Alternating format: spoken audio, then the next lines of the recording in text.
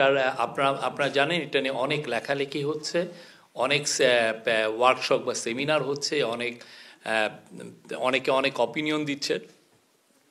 আমরা সমস্ত অপিনিয়নকে সম্মান জানাই, প্রত্যেকটা অপিনিয়নকে সম্মান জানাই। আপনারা আরও এটা নিয়ে কথা বলেন।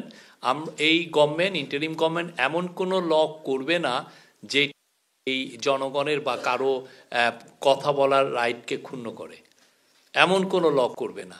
বাট এটা হোল আইডিয়া ছিল যে আগের যেহেতু সাইবার সিকিউরিটি একটাই স্ক্র্যাপ করা হয়েছে, সেই স্ক্র্যাপের ফলে আমরা চাচ্ছিলাম যে একটু তাড়াতাড়ি একটা ল করতে, কারণ একটা ভ্যাকুয়াম তৈরি হচ্ছে। আপনি অনলাইনকে ইউজ করে যারা আমাদের ভালনারেবল যারা জনগোষ্ঠী, মেয়েদেরকে, শিশুদেরকে টার্গেট করা হয়, বুলিং করা হয়।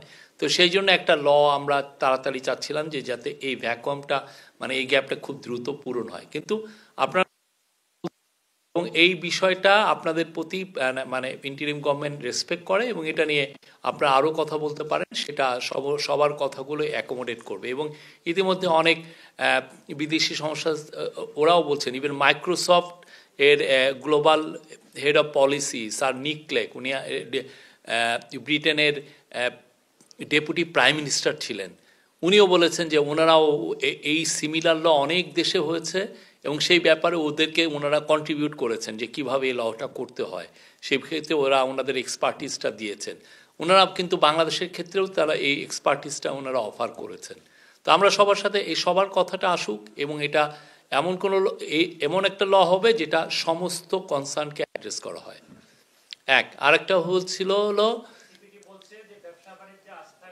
আর ওই যে না 140টা সাংবাদিকের ব্যাপারে আমার মনে হয় এখানে হিউম্যান রাইটস ওয়াচের যে আমি রিপোর্টটা কালকে সারা রাত পড়েছি, পড়ে আপনি দেখেন যে 140 জন উনিরা বলছেন অথরিটিস কিন্তু কেস দেয়নি, ওইখানে বলেছে অথরিটিস। কিন্তু আমার মনে হয় হিউম্যান রাইটস ওয়াচের এখানে জানার ভুল আছে যে এটা অথরিটিস, এটা হচ্ছে যে ভিকটিমের ফ্যামিলিগুলো কেসগুলো করেছে। এটা বাংলাদেশ গভর্নমেন্ট করেনি, পুলিশ করেনি। সাংবাদিকদের এগেনস্টে যে কেসটা সেটা আমরা করিনি। আমরা যেটা করেছি সেটা হচ্ছে যাতে মানুষজন যাতে হ্যারেস না হয় এবং এই হ্যারেসমেন্টটা যাতে এবং এই কেসগুলো যাতে খুব দ্রুত একটা ডিসপোজ অফ করা যায়, সেই জন্য একটা তথ্য মন্ত্রণালয়ের একটা 8 সদস্য বিশিষ্ট একটা কমিটি করে দেওয়া হয়েছে, হেডেড বাই অ্যাডিশনাল সেক্রেটারি। ওনারা খুব দ্রুত এই কেসগুলো দেখবেন এবং ওনারা ইনভাইট করেছেন যারা যারা কেস হয়েছে যাদের এগেন্সে, তাদেরকে বলেছেন যে আপনারা আমাদের সাথে কন্ট্যাক্ট করেন। ওনারা কিন্তু ইনভাইটও করেছেন।